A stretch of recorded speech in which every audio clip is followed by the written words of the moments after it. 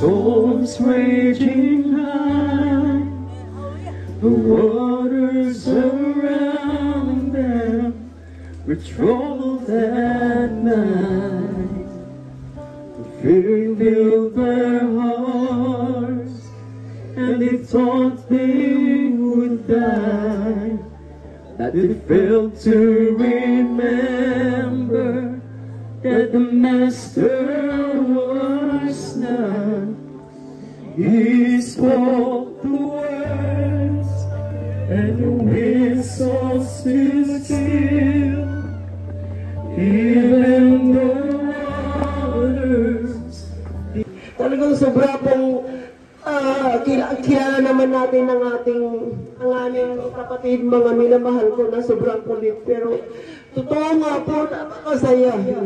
At isa pa po, ang may share ko lang po sa inyo ay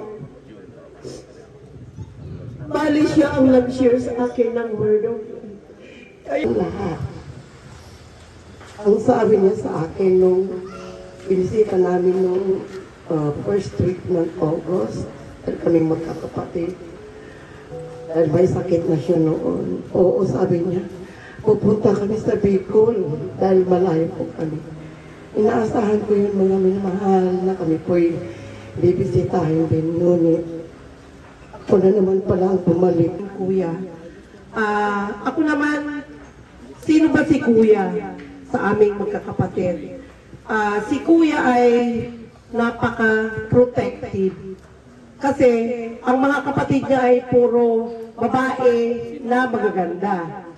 Gusto ko sa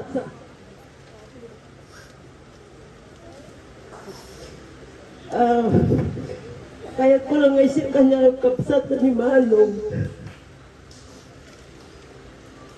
Early July, taga-Minip.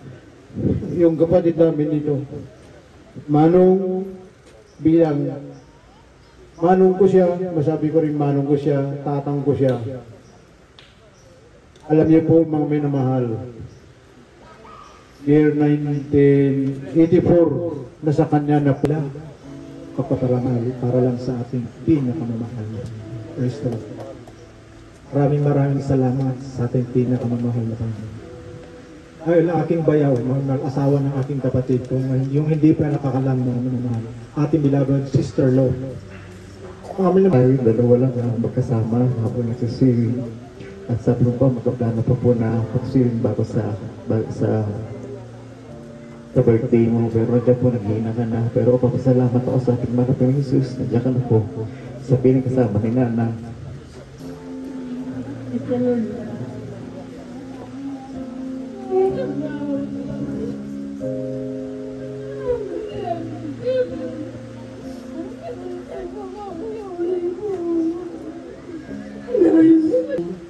Yun yung hindi niya malilimutan sa ating beloved tatang. Pagbaba niya po sa pulpito, kinakalabit siya. Yun po. At nagpapasalamat din siya sa beloved tatang dahil yun nga po, siya po ay nabahagian din po ng mahal sa ating beloved tatang John.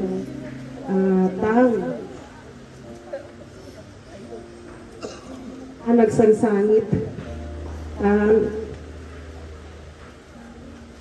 Kawalan di tatang ming Simula pagkapata po kami, si tatang pinapagalitan po kami talaga. Pero at the end of the day, ito pala ay may mga magagandang naidulot po sa amin dahil maalam ko po sobrang hirap tanggapin to. Nabamiss ko yung mga kulitan namin.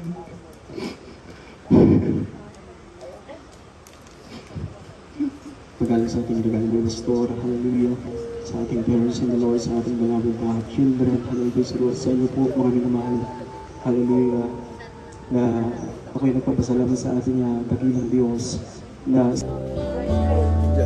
masagi yun, masagi yung